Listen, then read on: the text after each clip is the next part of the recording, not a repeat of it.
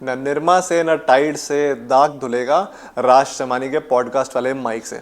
जी हाँ दोस्तों, मैं बात कर रहा हूँ उनकी जिनका 9 साल से पीछा 17 बैंकों की रिकवरी टीमें कर रही हैं और उन्हें पकड़ना मुश्किल ही नहीं, बहुत मुश्किल है। वकीलों का तेल निकाल रखा है इस भगोड़े बादशाह ने, जिनके चक्कर में कुछ वकीलों की तो परमानेंट पोस्टिंग ही लंदन हो गई है। अपने साथ साथ इन्होंने इंडियन वकीलों और मीडिया टीम्स के भी लंदन घूमने के सपने को पूरा किया और उनकी करा दी मौजा ही मौजा। बदले में मिला प्रो मैक्स लेवल की गालियां, न सिर्फ स्टाफ से बल्कि शेयर होल्डर्स, बैंक्स, सरकार से और अब तो मनीमन राज भाई से भी। उम्मीद करता हूं कि अब तक अपने नाम गैस कर ही लिया होगा। जी हाँ, मैं बात कर रहा हूं the king of good times कहे जाने वाले now mister wanted Vijay Mallya की। राज शमानी गए तो लंदन नेटफ्लिक्स की डॉक्यूमेंट्री बनाने थे, लेकिन वहाँ मैकडोनल्ड्स के हैप्पी मील खरीदते टाइम उन्होंने नहीं सोचा था कि उनकी मुलाकात पीछे उनके हैप्पी मील वाले टॉय पे नज़र गड़ाए विजय माल्या जी से हो जाएगी। उन्होंने सोचा कि हैप्पी मील के टॉय देने से अच्छा माल्या जी को एक इमेज डिटैनिंग वाला पॉडकास्ट ऑफर किया जाए। An offer Mallya ji can't refuse and Raj was partially right. Mallya ji took both his offer and happy meal toy and rest is history. दुखद ये रहा कि नेटफ्लिक्स को इतनी सच्चाई हजम नहीं हुई और मजबूरन राज शमानी को इस मिनी नेटफ्लिक्स सीरीज को एक यूट्यूब वीडियो के रूप में पेश करना पड़ा। पैसे इतने खर्च हो गए थे एंड रियलिटी वाले पीयूष भी कहते हैं ना कि पैसे लगते हैं तो रिलीज तो करनी ही थी। इस पॉडकास्ट में माल्या जी ने खूब मनमोह जाने वाली कहानियां सुनाई, कैसे किंगफिशर एयरलाइंस की खूबसूरत शुरुआत हुई और कैसे इस पापी समाज ने काली नज़र लगा के उनकी एयरलाइंस को बंद करा दिया।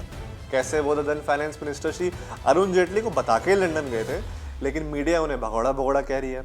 कैसे मीम्स और रोज के बीच में उनकी सच्चाई की आवाज़ जैसे पाकिस्तान का टेररिज्म के अगेंस्ट स्ट्रिक्ट स्टैंस गुमसाई हो गया है। उन्होंने ये भी बताया कि बैंक्स ने उनसे 9,000 करोड़ के लोन के बदले 14,000 करोड़ से ज़्यादा वसूल लिए हैं। अगर ये बात सच है तो क्या माल्या साहब वाकई दूध के धुले हैं, या फिर ये सारी रकम, ये बड़े बड़े फिगर्स, इतनी सारी इंग्लिश बोलना बस एक डॉजिंग टेक्निक है? आसान भाषा में कहूँ तो इसे पंचायत के बनराकस भूषण कहते हैं ना। देख रहा है विनोद, अंग्रेजी बोल बोल के कैसे बात को घुमाया जाता है। आज हम ज्यादा लंबी चर्चा तो नहीं, लेकिन माल्या जी के 3 छोटे छोटे झूठ पे बात जरूर करेंगे, वरना आप कहेंगे कि मयंक शर्मा ने तो कैरी मिनाटी की फील्ड पकड़ ली है। बहुत तेज हो रहा है, बहुत तेज हो रहा। छोटे झूठ हैं या बड़े, आप कमेंट सेक्शन में जरूर बताइएगा।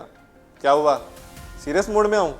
अरे यार, तुम लोग भी जो है ना मेरे को कभी कैजुअल ना रहने नहीं देते। अब ठीक है, करें शुरू। बात करते हैं सबसे पहले झूठ की, किंगफिशर एयरलाइंस की बर्बादी।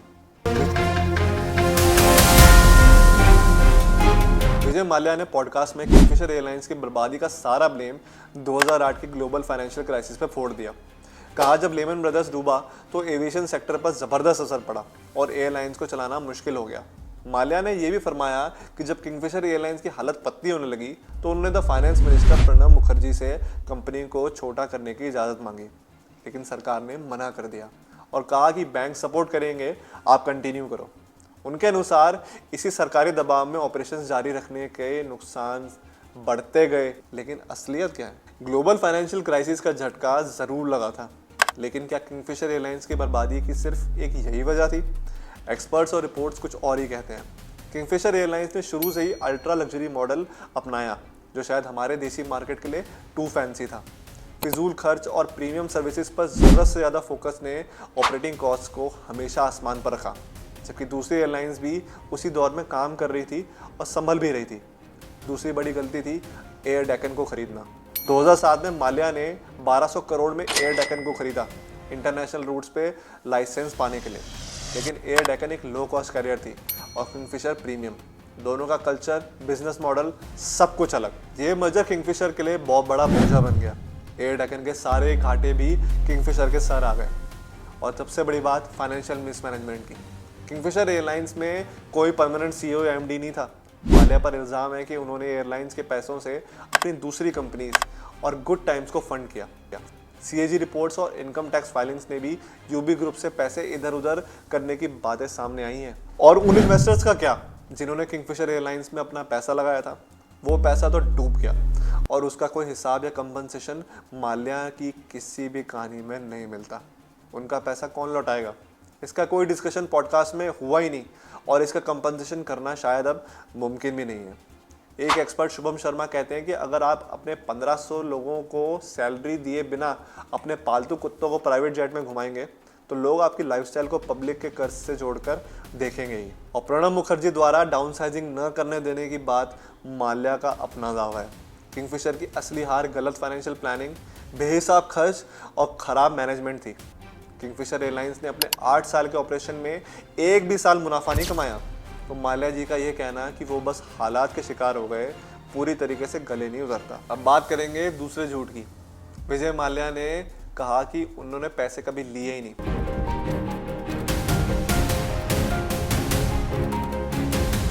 विजय माल्या पे लगभग 9000 करोड़ के बैंक फ्रॉड और मनी लॉन्ड्रिंग के आरोप हैं।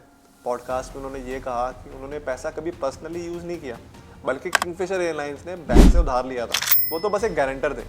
वो दावा करते हैं कि उन्होंने रीपेमेंट से कभी इनकार नहीं किया और कई बार सेटलमेंट ऑफर भी किया, जिन्हें बैंक्स ने ठुकरा दिया। एक और बड़ा दावा माल्या ने किया कि डेब्ट रिकवरी ट्रिब्यूनल DRT के हिसाब से किंगफिशर एयरलाइंस पर कुल कर्ज 6203 करोड़ था और इसके बदले में उनकी संपत्तियां बेचकर बैंक्स और ED ने 14000 करोड़ से भी ज़्यादा वसूल कर लिए।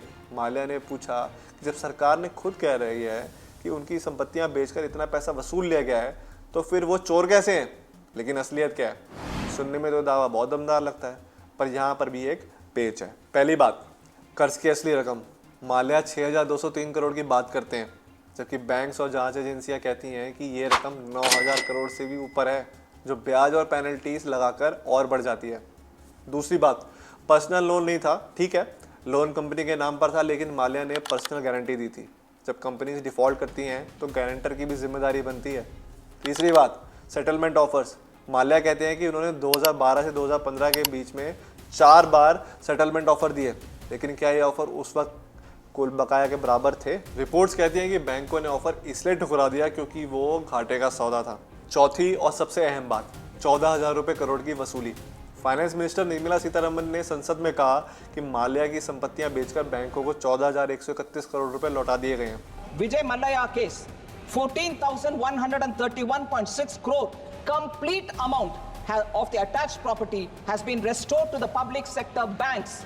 माल्या इसी को अपनी बेगुनाहों का सबूत मानते हैं, लेकिन ये वसूली माल्या के इंडिया छोड़ने के बाद हुई, जब ED ने उनकी संपत्तियों को अटैच किया और बेचा। ये कोई वॉलंटरी रीपेमेंट नहीं थी।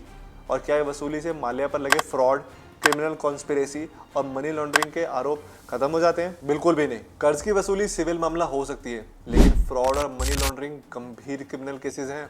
इसके अलावा माल्या पर सिर्फ लोन डिफॉल्ट का ही नहीं, बल्कि उन पर सर्विस टैक्स की चोरी, लगभग 100 करोड़ का अमाउंट इसके सर्विस टैक्स की चोरी का भी आरोप है। यानी यात्रियों से तो टैक्स लिया, लेकिन सरकार को नहीं दिया। SFIO के ने भी खूब सारी फाइनेंशियल गड़बड़ियां पाई हैं माल्या के बिजनेस प्रैक्टिसेस में। तो माल्या का ये दावा कि उनसे कर्ज से ज़्यादा वसूल लिया गया है और इसके लिए वो बेगुनाह है, एक अधूरी कहानी है। बात करते हैं तीसरे झूठ की। विजय माल्या ने कहा कि उन्हें भगोड़ा कहना तो ठीक है, क्योंकि वो मार्च 2016 के बाद भारत नहीं गए, लेकिन चोर कहना गलत है।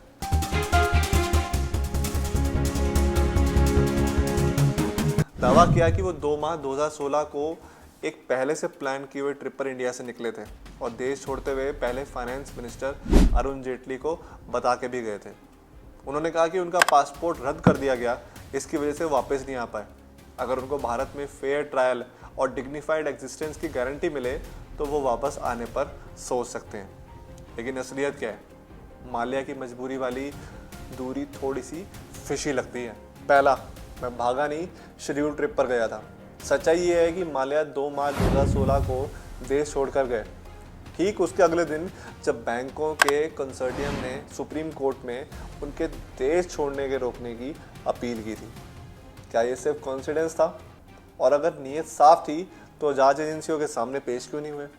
दूसरा, अरुण जेटली को बताने वाली बात। अरुण जेटली जी जो अब इस दुनिया में नहीं रहे, उन्होंने कहा था कि माल्या ने उनसे चलते चलते बात करने की कोशिश की और उन्होंने माल्या से कहा कि वो बात जाके सिर्फ बैंकों से करें। क्या ये ऑफिशियल NOC थी? तीसरा, पासपोर्ट रद्द होने का किस्सा। सरकार का कहना था कि ED के समन्स के बावजूद भी माल्या ने जो है उनका जवाब नहीं दिया, जिसकी वजह से उनका पासपोर्ट रद्द करना पड़ा। चौथा, फेयर ट्रायल की शर्त।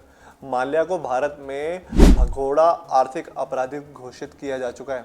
UK की अदालतों ने भी उन्हें के खिलाफ सबूत माने हैं।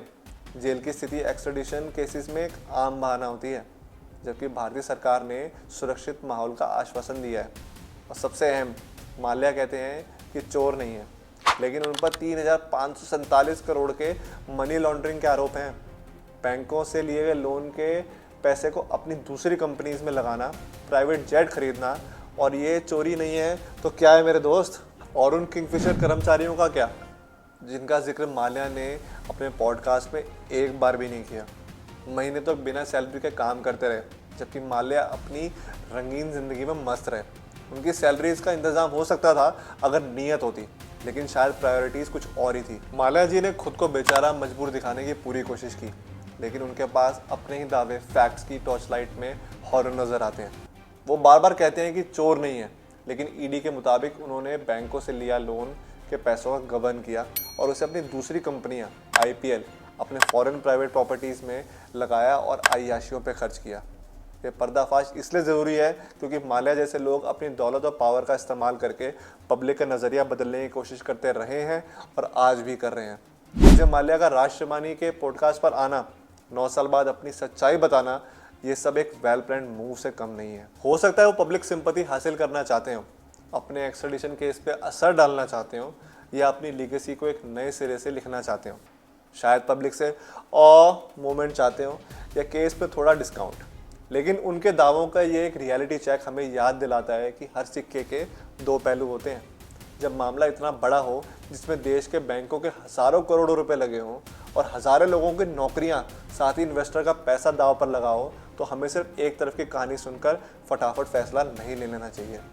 हमें सवाल पूछने चाहिए, तथ्यों को जानना चाहिए। यह मामला अकाउंटेबिलिटी यानी जवाबदेही की मांग का भी है। तो दोस्तों, ये था द विजय माल्या अनमास्क्ड।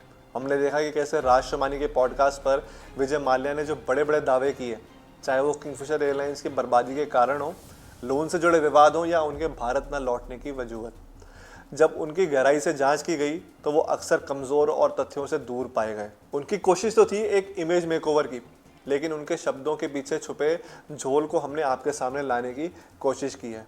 माल्या जी कहते हैं कि उन्होंने पैसा अपनी मेहनत से कमाया, मान लिया, लेकिन जो बैंक से उधार लिया उसका रिटर्न गिफ्ट तो देना पड़ता है ना अंकल जी।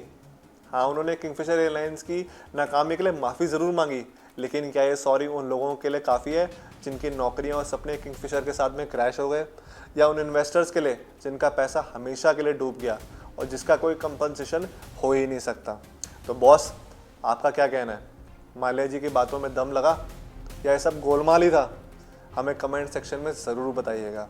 अगर आपको ये वीडियो पसंद आया और आप चाहते हैं कि हम ऐसे ही और पर्दाफाश वाली वीडियोस आपके सामने लाते रहें, तो इस वीडियो को लाइक करें, अपने दोस्तों के साथ शेयर करें, और हाँ, हमारे चैनल को सब्सक्राइब करना बिल्कुल ना भूलें।